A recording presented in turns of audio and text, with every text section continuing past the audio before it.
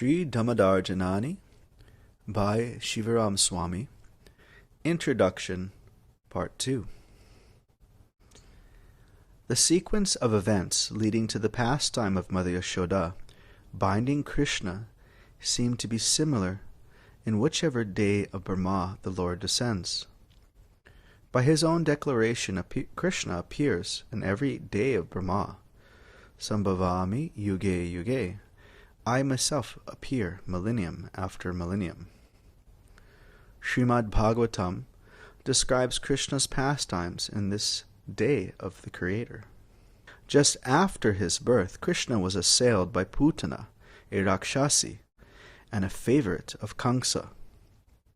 But the Lord foiled her plan to poison him, and by the power of his lips he sucked the life out of she who posed as his nurse.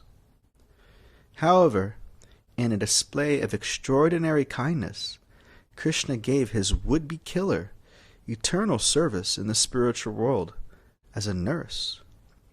Remembering this pastime, in Vidura's company, Uddhava was overcome with emotion and cried out in bliss, "Alas! Alas!" 3 joyful months passed, wherein the Brajvasis did nothing but speak and think about baby Krishna's sweetness and beauty. And when the Lord first rolled over, Mother Yashoda invited all the subjects to participate in the Uttana festival.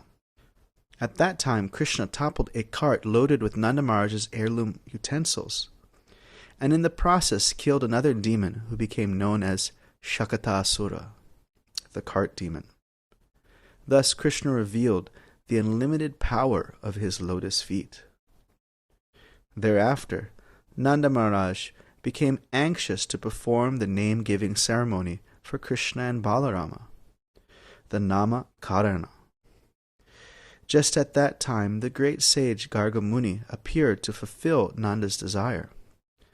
Thus, in the secrecy of a cow born, accompanied only by family members and the boys' mothers, Nanda Maharaj first heard the name of his son, Krishna. According to the Brahmavavarta Purana, a second and public name-giving ceremony was performed in tandem with Krishna's grain-giving ceremony, Annaprasana.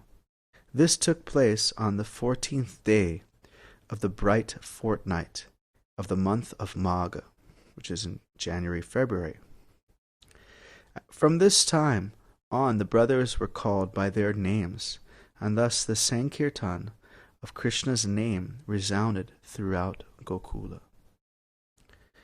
That transcendental name quickly revealed to Kamsa the death knell of those demons that he had sent to Braj. Hoping against hope, the king dispatched a whirlwind demon, Trinavarta, who took Krishna high into the sky with the intention of dropping him. But the Lord displayed his physical strength, and by invoking a fraction of his limitless weight, he made the demon fall to the earth, where his soul merged into Krishna's effulgence, just as lightning merges into a monsoon cloud. Mother Yashoda and her subjects still failed to recognize Krishna's true identity. Instead, they thought that their past piety and devotion to Lord Narayana had saved his life and saved them from being separated from him. Yet one day, while drinking his mother's breast milk, Krishna yawned, and to her amazement, Yashoda saw the entire universe in her child's mouth. With this display of opulence, Krishna hinted to his mother that it was he who was the cause of victory over the demons. But Mother Yashoda's pure love would not allow her to conceive of such power in her son. Thus, though tested by the Lord, her prema never faltered or waned. To the contrary, it increased. Through his pastime, Krishna repeatedly revealed his awesome potencies, Aishwarya Shakti. But the Brajvasis, like Mother Yashoda, were so overwhelmed by love for him that they would not entertain the idea of his godhood. Instead, that it was God who repeatedly saved Krishna from danger. And so with their undiluted piety they continued to pass his tests with love and set the bar of loving devotion for all devotees for all time. Having thus tilled the fertile soil of the Brajbasis' spontaneous love, Krishna then sowed that soil with many seeds of exceptional pastimes. Day after day those seeds sprouted into graceful creepers that embraced the nimble tamal sapling of Gokula and quickly flowered to fill the village with enchanting fragrance of their sweetness. Parikshit Maharaj had heard that these nectar-saturated sports of Krishna from his mother Uttara and from his grandfathers, the Pandavas, and he knew well that hearing these pastimes was especially conducive for awakening attachment, ecstasy, and finally love. Shukadev Goswami goes on to say, Gayanti adyapi kavayo ya loka samanpaham. Krishna's pastimes are so magnanimous and so great that simply chanting about them vanquishes the contamination of the material world. Following these introductory demon-killing pastimes, Krishna became eager to shower his associates with his love, as well as to attract conditioned souls to him. At Balarama's urging, the Lord abandoned his pastime of laying in a cot and rising to his hands and knees and began to crawl here and there. Full of divine energy, the two brothers rambled around the courtyard of Nanda's palace, crawling through the mud and cow dung to the accompaniment of their tinkling anklets and the gopis' laughter. Although Balaram was a year older than Krishna, they played, ate, and slept together. On the occasion that they agreed to wear clothes, they were similarly dressed, although Balarama would only dress in clothes that bore the color of his brother's complexion. As fearless as lions, the two brothers followed the example of young calves and drank milk directly from the udders of the palace cows. And when the cows' calves tried to assert their own rights, the boys tugged at their tails, resulting in their being dragged through the courtyard. In this way, Krishna and Balaram amused not only themselves, but the residents of Vraja. As a result, their antics became the talk of the village and the subject of songs composed by the elderly gopis. When Krishna finally learned to walk, he extended his playground beyond the palace walls to all of Gokul. His entourage from Balaram to the village children, and his play from innocent games to childish mischief, and he became famous as Makhanachor, the butter thief, because he daily raided the storehouse of the cowherd women with his friends and gorged on the gopis' butter, yogurt, and milk products. The women of Gokul would come to Yashoda to complain of Krishna's antics and openly wonder at how he could disarm them with his smile in the same way that a snake charmer hypnotizes snakes with a mantra. Unable to correct him themselves, the gopis complained to Yashoda. While describing Krishna's mischief in detail, the gopis tasted not only parental love for him, but astonishment at his mysterious powers. And although the women of Vraj warned Yashoda that without correction Krishna would later steal women's wives, Yashoda Devi had no inclination to chastise her son. She would leave such duties to her husband. Nanda Raja, however, was equally enchanted by Krishna and had no intention of rebuking his son. Thus Krishna and Balarama roamed freely throughout Gokula, unchecked. Then one day, in a new turn of events, Balaram and the boys complained about Krishna, not for stealing milk, but for eating dirt. Krishna knew that the testimony of his brother and friends would greatly alarm his mother. Fearing punishment, he denied all accusations and challenged Yashoda to look into his mouth. Placing Krishna on her lap and grasping his soft chin, Yashoda opened her son's mouth. Before continuing this pastime, let us first study the loving exchange between mother and son as Vishwanath Chakravarti Thakur describes it. I have paraphrased the Acharya's words as follows. Mother Yashoda's scolding of Krishna for eating dirt and his fear of her reprimand are both impetuses for stimulating their mutual love. Krishna could have taken shelter of his divinity, Aishwarya Shakti, and thought, quote, I am God, who can harm me? But that would have impeded his tasting the sweetness of Yashoda's parental love. So he responded to her anger by full absorption and childish fear. The Lord's affection for his devotees, Bhakta Vatsalya, by which he succumbs to his devotees' every wish, is his most wonderful and overriding quality. This quality dominates his character more than truthfulness, mercy, and so on. It is the crown jewel of attributes. Yet while Krishna would have to surrender to Mother Yashoda, he still wanted to avoid a thrashing. In order to fulfill these desires, the Aishwarya Shakti manifests the universal form within his mouth to distract Yashoda from the actual issue at hand, Krishna eating dirt.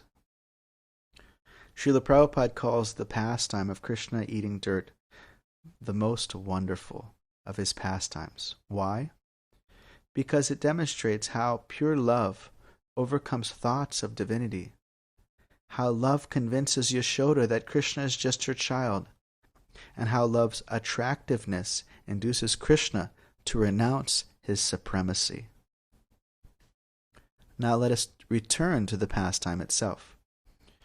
When Mother Yashoda said, Yadev yam, tarhi vyadehi, quote, if you have not eaten earth, then open your mouth wide. Submissive Krishna complied. Then within the Lord's mouth, Mother Yashoda saw the same universal form that Arjuna would later see on the battlefield. The universe that was simultaneously inside and outside Krishna's form. In addition, Mother Yashoda saw herself and Krishna within the universe in his mouth, and was so witnessing to both his limited and unlimited natures. Although this vision may have been attractive to devotees who worship Krishna with reverence, the Shanta Bhaktas, it did not appeal to Yashoda's exalted maternal sentiments. The scene before her, indeed, the entire event, was so inconceivable that she became bewildered and wondered in many ways. Unable to come to a conclusion as to the real cause of what she was seeing, Mother Yashoda simply surrendered to the Supreme Lord. In her prayer, she reasoned like a materialist who temporarily gives up family and possessions due to a fleeting spiritual impulse. When Krishna sensed that his mother was thinking of renouncing her everything, including him, in a mood of a protected child, he worried. Quote, then who will nurse me? Who will look after me? Understanding the Lord's concern, Yogamaya immediately expanded her influence on Mother Yashoda. Just as upon awakening one quickly forgets a dream, Queen Yashoda immediately forgot her philosophical outlook as well as her vision of the universe. Freed from all awareness of the Lord's majesty, her affection unfettered once again, Yashoda lifted Krishna to her lap, hugged him, and lovingly smelled his head. By these acts, her unfathomable love became deeper. In the words of Shukadev Goswami, Mother Yashoda was feeling increased affection for Krishna, Pravidha Sneha Kalila Hridaya. Unable to contain his admiration for Mother Yashoda, Shukadeva Goswami rose slightly from his seat, and leaning forward to Parikshit Maharaj said, Chaya Chopanishad Bishcha Shanka Yogascha Sattvatai Upagiyamana Mahatmayam Hari Samam Yatan Atmajam. Quote, the glories of the Supreme Personality of Godhead are studied throughout the three Vedas, the Upanishads, the literatures of Sankhya Yoga, and other Vaishnava literature. Yet Mother Yashoda considered that Supreme Person her ordinary child. This verse, which is the Paripastra Sutra, or the regulatory verse of Krishna's 10th canto pastimes, shows the extraordinary spiritual status of Mother Yashoda and of the Brajvasis.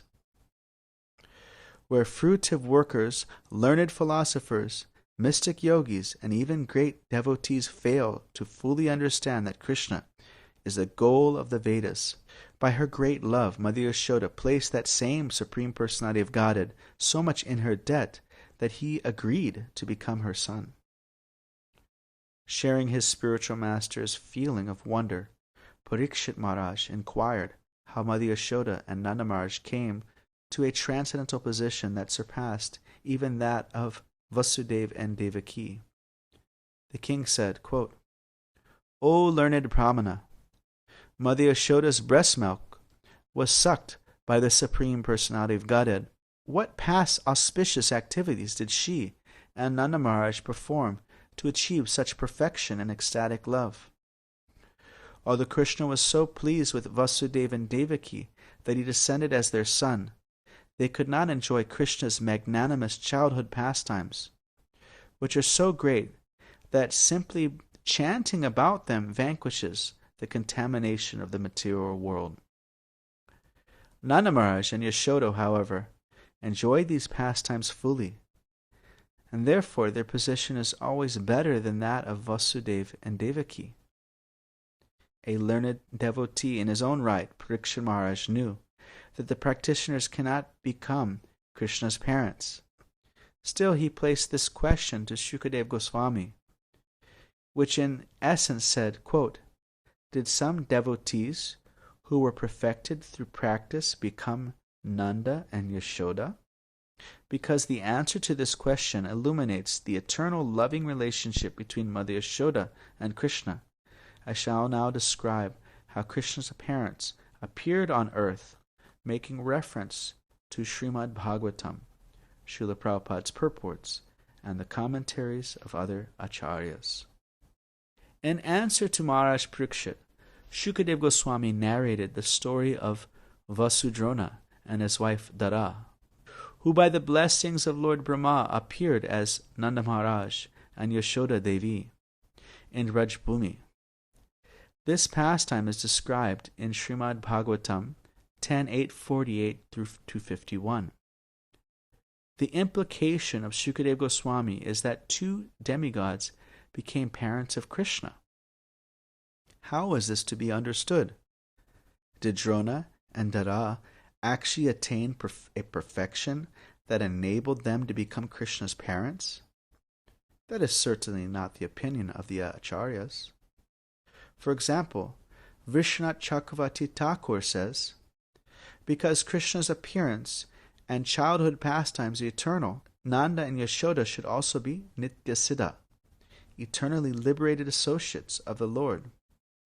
And Srila Prabhupada comments, quote, whenever Krishna descends, Nanda and Yashoda, as well as Vasudeva and Devaki, also descend as the Lord's father and mother.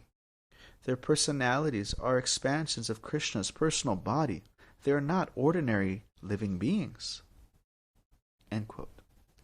Is there, though, clear indication from Srimad Bhagavatam that confirms the Acharya's statements and also resolves the conflicting view implied by its own narration of Drona and Dara's history, which concludes with the words, quote, when Brahma said, yes, let it be so, the most fortunate Drona, who was equal to Bhagavan, appeared in Rajpura, Vrindavan, as the famous Nanda Maharaj and his wife Dara appeared as Mother Yashoda. End quote. Yes, there is. In his Sri Bhakti Sandarbha, Jiva Goswami shows just how Shukadeva Goswami later clarifies things in the Bhagavatam. Describing Krishna's pastimes further, Shukadeva Goswami elaborates on his previous answer to Parikshit Maharaj's question to stress that Nanda and Yashoda's parenthood is eternal. Srimad Bhagavatam 9:21 says, Nayam sukhapo bhagavan dehinam gopika sutta jnaninam chatmanam bhutanam yatha bhakti matam maha. Quote, the Supreme Personality of Godhead, Krishna, the son of Mother Yashoda, is accessible to devotees engaged in spontaneous, loving service. But he is not as easily accessible to mental speculators, to those striving for self-realization by severe austerities and penances, or to those who consider the body the same as the self. According to Jiva Goswami, the above verse rules out the possibility that someone can become Krishna's mother by the practice of any spiritual discipline. Furthermore, the phrase Gopika Sutaha, the son of Mother Yashoda, clearly indicates that there is an eternal relationship that already exists between Krishna and Mother Yashoda. In his purport, Srila Prabhupada confirms this understanding. Quote, Mother Yashoda, Krishna's friends, and the younger gopis with whom he dances have very intimate relationships with Krishna. These devotees, the Nityasiddha expansions of Krishna, always remain with Krishna. Shukadeva Goswami's elaboration in the verse 10.9.21 thus gives a second answer to the king's original question. Now he says that Krishna's parents descended in their original forms directly from Aprakata Vraja to Prakata Vraja. Now we have two answers to the question. What did Nanda and Yashoda do to become Krishna's parents? The first is that the demigods Drona and Dara received Brahma's blessing, and the second is that they did not have to do anything, for Nanda and Yashoda are Krishna's eternal associates. How can these seemingly contradictory answers be reconciled? Srila Jiva Goswami reconciles them by stating, quote, if there are two contradictory statements in Scripture, the first statement should be interpreted so that it does not contradict the later statement. This rule of interpretation is expressed in the Vedanta Sutra 2.1.17. Applying this axiom to the example under discussion, Jiva argues that Shukadeva's first statement, that Drona and Dara were demigods, must be seen in the light of the second statement, that no one can become Krishna's parents, for Nanda and Yashoda are eternally so. The conclusion Sri Jiva draws is that Drona and Dara must have already been Nanda and Yashoda, but they could have only been partial expansions given their status as demigods.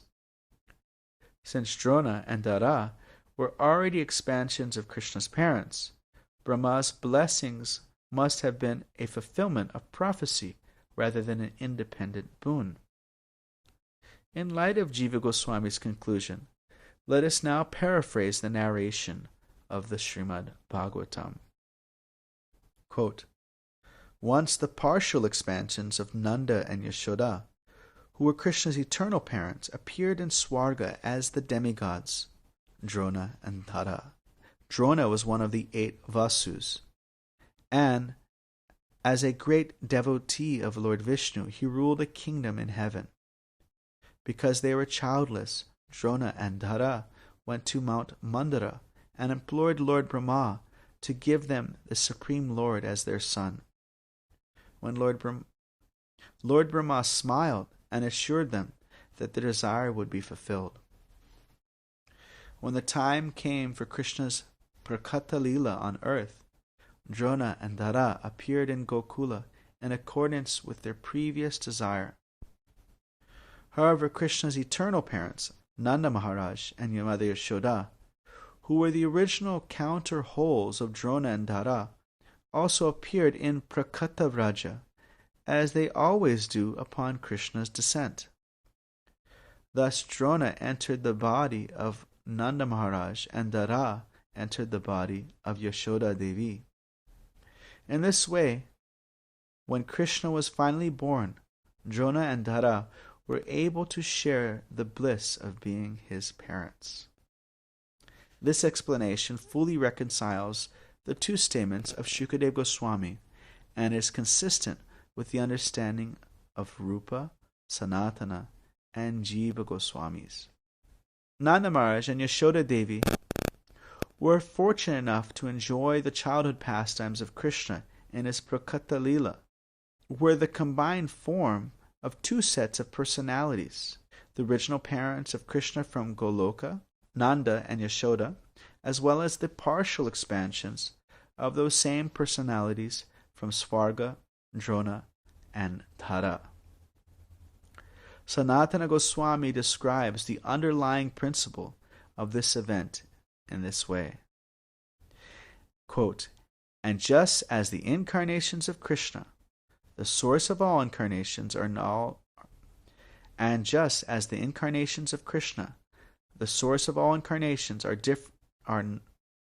non-different from him, the incarnations of the Goloka Vasis, the residents of Goloka, are non-different from them.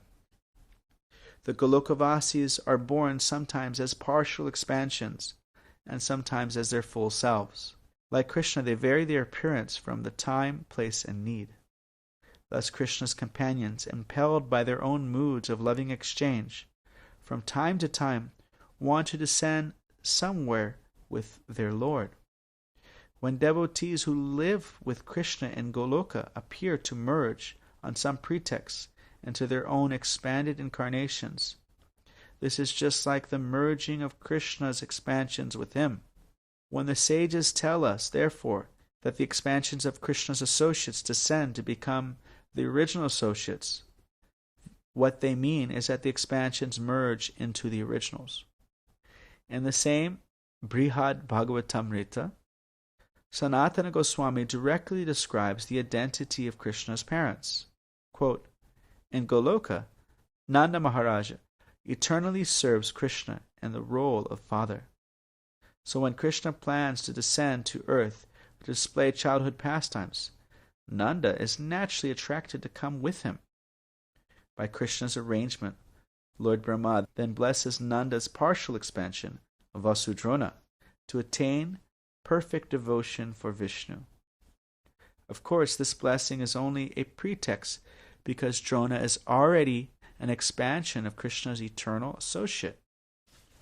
Yet on the strength of that blessing, Drona merges into the original Nanda Maharaj and joins the entourage of Krishna's avatara. It is in this sense that the Puranas tell us, quote, Drona became Nanda. This explanation also reconciles the account in the Padma Purana, Kartik Mahatmya, of Sri Radha's previous lives. Attracted to descend from Goloka for the service of her worshipful Lord, who was more attractive than millions of cupids she incarnated in those various births in various forms and places. Certain questions naturally arise in the course of the above explanation. 1. What order of Brahma? Karishyamana Adeshan Brahmanaha did Drona and Dara accept on their heads before requesting the boon of parenthood of the Lord? 2. When Brahma says, "Let it be so," it appears that he is blessing Drona and Dara with the prema by which Krishna becomes their son. Or is he? 3. Vishwanath Chakravarti Thakur says that the two Vasus performed pure sadhana and prayed for loving devotion. However, We have just shown that they already had loving devotion, to which Sri Jiva adds that they never performed any devotional service to become parents. What does Chakravarti Thakur mean? 4. Parikshit Maharaj says that Drona and Dara were more fortunate than Vasudeva and Devaki.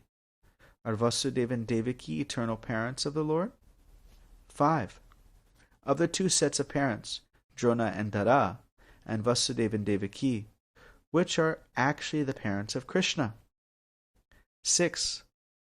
Were there some other Brajvasis also eternal associates of Krishna? 7. What is the Paripastra Sutra referred to earlier in the introduction? 8. How does Srimad Bhagavatam 10.845 as the Paripastra Sutra regulate the pastime of the 10th canto? I shall answer the question above, prefixing each answer with the corresponding question. 1. Question. What order of Brahma, Krishyamana, Adeshan, Abrahmanas, did Drona and Dara accept on their heads before requesting the boon of parenthood of the Lord? Answer. When the demigods assembled on the shore of the milk ocean to beg the Lord for his protection, Lord Brahma, Kshirodakshayi Vishnu's via medium to the Devas, relayed the Lord's order in this way, quote, "For as long as the Lord moves on earth to diminish its burden by his own potency in the form of time, all of you demigods should appear through plenary portions as sons and grandsons in the family of the Yadus." Having received this order, Drona and Dara then asked Lord Brahma for the fulfillment of their desire. 2. Question. When Brahma says, "Let it be so," it appears that he is blessing Drona and Dara with the prema by which Krishna becomes their son, or is he? Answer. Brahma cannot bless Drona and Dara with that which he does not have, Braj Prema, and which he is seen to be praying for later in the Srimad Bhagavatam 10.14.34, quote, "My greatest possible good fortune would be to take any birth, whatever, in this forest of Gokula, and have my head bathed by the dust falling from the lotus feet of any of its residents." Jiva Goswami explains that Krishna arranged for the Vasus to receive this benediction to emphasize that attaining his association is not an ordinary event. Chakravarti Thakur also says that Krishna appeared to reciprocate with the love of his associates, and so incidentally fulfilled Brahma's boon. In considering Brahma's blessing, we should remember Shukadeva Goswami's assertion that Krishna's parents are spiritually superior not only to the Creator, but even the more exalted Shiva and Lakshmi. Quote, "Neither Lord Brahma, nor Lord Shiva, nor even the goddess of fortune, who is always the better half of the Supreme Lord, can attain from the Supreme Personality of Godhead, the deliverer from this material world, such mercy as received by Mother Yashoda." This confirms that Brahma's boon is not the cause of Drona and Dara's fortune, but simply a semblance of the same, and is seen in Krishna's pastime. 3. Question. Vishwanath Chakravarti Thakur says that the two Vasus performed pure sadhana and prayed for loving devotion. However, we have just shown that they already had loving devotion, to which Sri Jiva adds that they never performed any devotional service to become parents. What does Chakravarti Thakur mean? Answer. Jiva Goswami makes the emphatic statement that, quote, "No Vedic literature says that Drona and Dara perform great devotional service to the Lord to make themselves eligible to become his parents." Chakravarti Thakur, however, writes, quote, "In this way Drona and Dara performed pure sadhana and prayed for pure prema bhakti.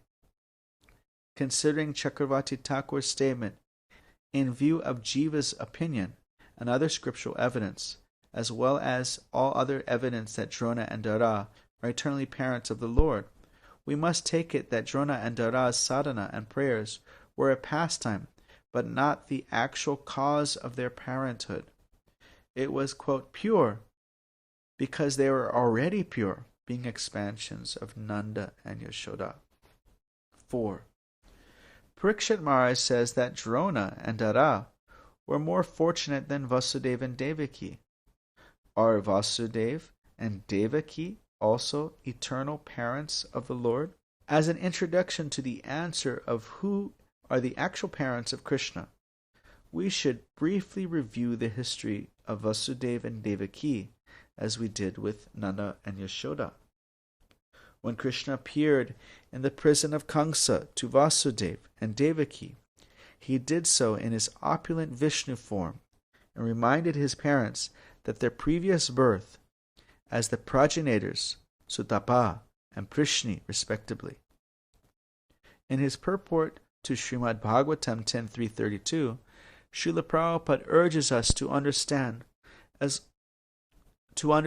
well the details involving Krishna's birth, as does Krishna himself with the words Janma karma chame divyam evam yoveti tatvataha. In the same purport, Srila Prabhupada also asserts that Devaki and Vasudeva are Krishna's eternal parents, which Chakravarti Thakur confirms in his commentary to a later verse, adding that Prishni and Sutapa are their partial expansions. Thus their identities as Prishni and Sutapa very much mirrors the identities of Drona and Dara.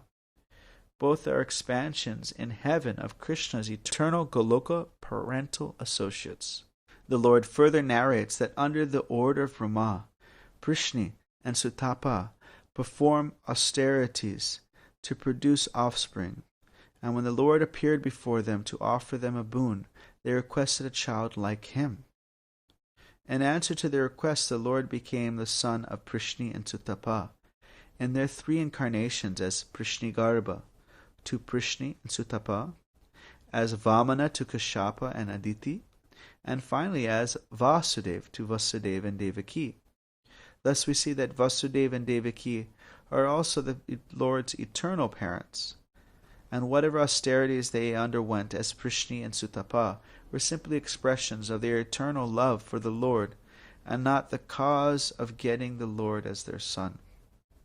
5. Of the 2 sets of parents, Drona and Dara, and Vasudeva and Devaki, which are the actual parents of the Lord? Studying the statements of Srimad Bhagavatam and those of the Acharyas, it is clear that Nanda Maharaj and Yashoda are Vrindavan, Krishna's eternal parents, while Vasudeva and Devaki are Vasudeva Krishna eternal parents. One may argue, quote, Srimad Bhagavatam clearly states that Krishna took birth from Devaki and Vasudeva, and Nanda and Yashoda are his adoptive parents. This argument, however, is superficial and ignores many other statements of Srimad Bhagavatam, of its commentators, as well as the eternal principle of spiritual tastes, rasa. In this introduction, we have already shown that Krishna was not born only to Devaki, but simultaneously to Yashoda. Thus both are parents. But Yashoda is the mother of Swayam Bhagavan, the original personality of Godhead. There is a difference between the 2 sets of parents, a difference that was already well known to Parikshit Maharaj, who said of Nanda and Yashoda their position was always better than that of Vasudeva and Devaki. The reason given by the king was that Vasudeva and Devaki could not enjoy Krishna's childhood pastimes in Vraj. Why not?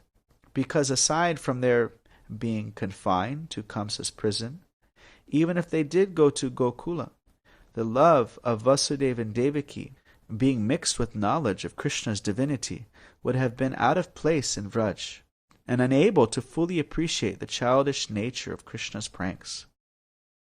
Furthermore, his glorification of Yashoda, binding Krishna, Shukadeva Goswami calls the Lord Gopika Sutta, the son of Mother Yashoda. Jiva Goswami points out that the unarguable meaning of Gopika Sutta is that Krishna is the eternal son of Nanda and Yashoda. Srila Prabhupada's own Bhagavatam translation of Gopika Sutta makes the same point. Quote, Krishna the son of Mother Yashoda. Brackets, it says, Krishna as the son of Vasudeva is called Vasudeva, and as the son of Mother Yashoda, he is known as Krishna. End quote. The final and perhaps the most compelling argument is given by Jiva Goswami. The Acharya argues that the strength of parental love and not the act of birthing is what defines someone as a parent. Since Parikshit Maharaj and Shukadeva Goswami have already confirmed that Mother Yashoda's love surpassed that of Devaki's, we must conclude that Yashoda and Nanda are the Lord's eternal parents. Love is the fundamental element of spiritual mellows, rasa, and it is on the basis of love that relationship with Krishna is established.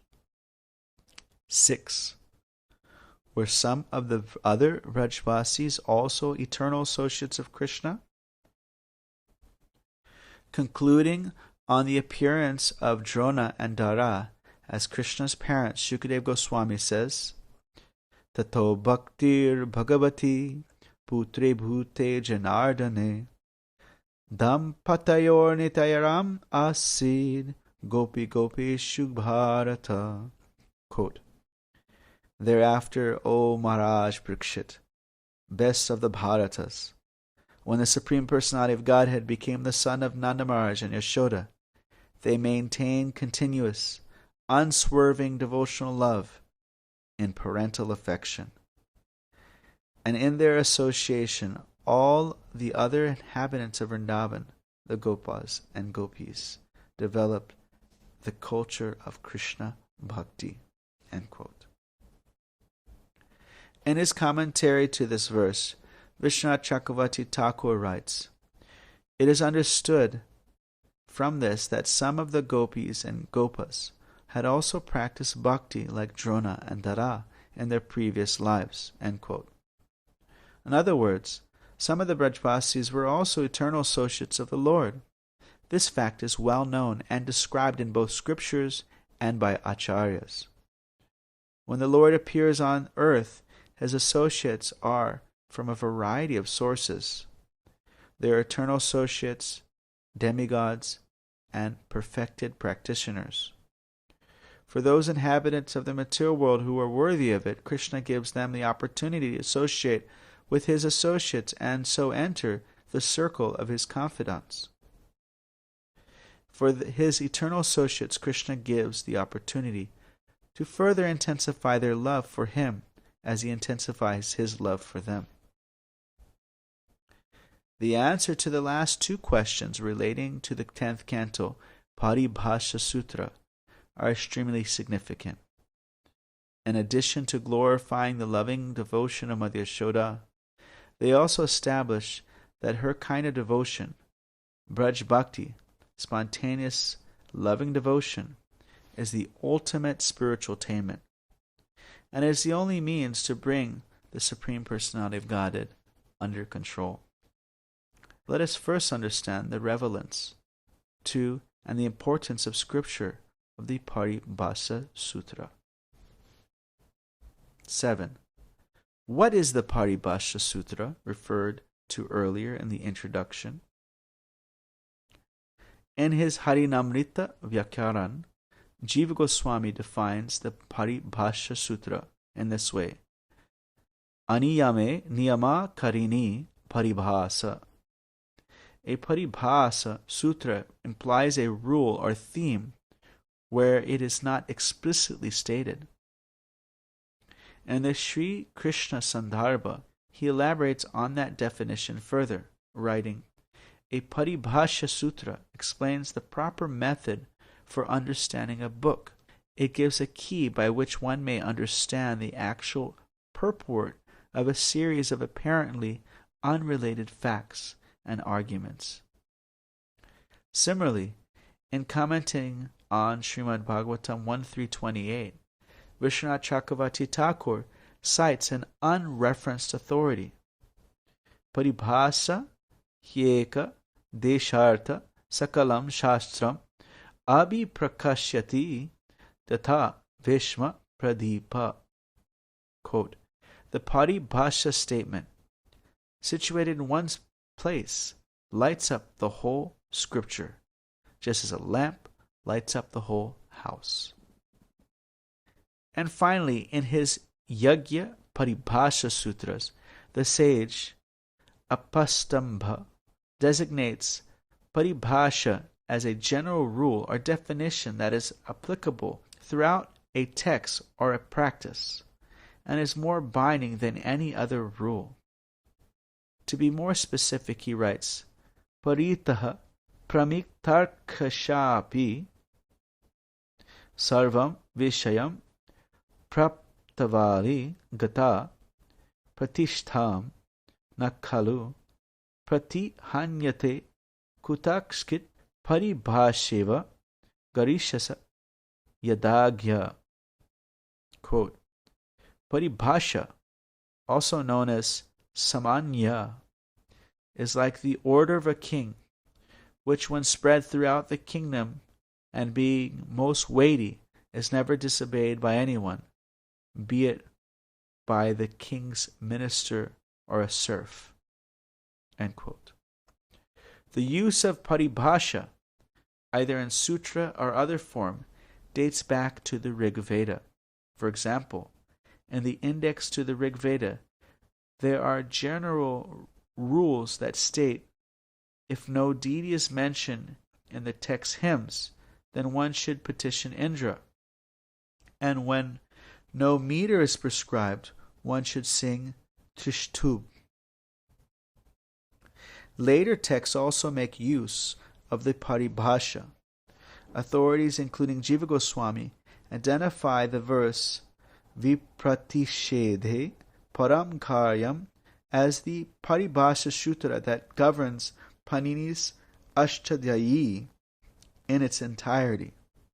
The verse says, quote, when there is incompatibility, in brackets says, between two rules which can equally apply in a given domain, end bracket, what is provided by the subsequent rule should be follows, end quote.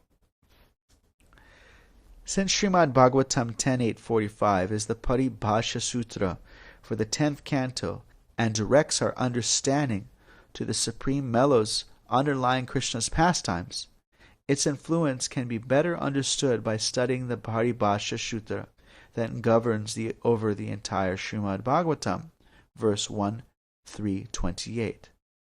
Below. This Paribhasha establishes Krishna's identity as a Supreme Personality of Godhead, overriding and clarifying any statement that appears to profess the contrary. In the first chapter of the Srimad Bhagavatam, sages headed by Shanaka Rishi place questions before their guru, Sutta Goswami, who in the second chapter describes the process of devotional service, and in the third, the incarnations of the Lord. Listing many kinds of incarnations, he also includes Krishna and Balaram. But when he concludes his description, Shuka makes a very specific distinction between Krishna and other incarnations. He says, Ete chamsa kala pumsa Krishnastu bhagavan swayam Injiyaiva kalam lokam midayanti yuge yuge. All the above-mentioned incarnations are either plenary portions or portions of the plenary portions of the Lord. But Lord Sri Krishna is the original personality of Godhead. All of them appear on planets wherever there is a disturbance created by the atheists. The Lord incarnates to protect the theists. End quote. Because this verse is at the beginning of the Srimad Bhagavatam, because it directly describes the relationship between Krishna and his incarnations, and because it defines what should be known to properly understand the rest of the text, it is the Paribhasha Sutra of the Srimad Bhagavatam. Vishwanath Chakravarti Thakur cites the sage Jananī, to substantiate that other statements in the Bhagavatam, or any other scripture for that matter, which appear to contradict this Paripastra Sutra, should be explained so that they are in agreement with it. Why? Because none of those statements, in brackets, as we shall see from some examples to follow, end bracket, are as direct contextually, or in the context as it is the Paripastra Sutra. It is said, Shruti Linga Vakya Prakarana Sthana Samakhyanam Samavaye Praradharbhyalam Artha Viprakarshad. End quote. Quote, when there is a combination of direct statements, inference, rules, discussions, philosophical stances, and interpretations, the later statements are considered progressively weaker in authority because of the possibility of their having contrary meanings. Thus, the rule of thumb is, because a Paripastra Sutra statement is strong, whereas those contrary statements weak, the latter should be harmonized to be compatible with the former. One may wonder why, if this verse is so important, it is not repeated elsewhere in Srimad Bhagavatam. The answer is that just as a single king rules an unlimited number of subjects from his palace, the one Paripastra Sutra rules over all other verses of the Srimad Bhagavatam without need of another.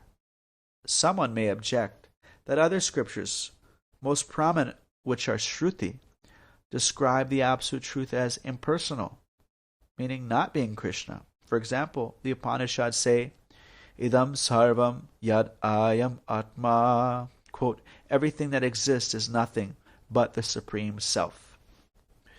To answer the challenge of the Vedic statements outside of the texts of the Srimad Bhagavatam, statements which describe the Absolute Truth in ways that are either personal or impersonal, or as someone or something other than Krishna, we must first study all Vedic scriptures to see which is most authoritative. In his Tattva Sandarbha, Jiva Goswami has conducted such a study, and has done so exhaustively. The result was to conclude that the Srimad Bhagavatam is the emperor of all scriptures, and so the topmost spiritual authority. We Gaudiya Vaishnavas accept that. The consequence of such a conclusion is that every other scripture statement must therefore conform to the version of Srimad Bhagavatam. So when Srimad Bhagavatam says, Krishnastu Bhagavan Swayam, quote, Krishna is the Absolute Truth, the Supreme Personality of Godhead, then other contrary or obscure statements regarding the Absolute Truth must be interpreted to also mean Krishnastu Bhagavan Swayam. Therefore, the Upanishadic statement above should be understood to mean everything that exists is nothing but the energy of the Supreme Self, Sri Krishna.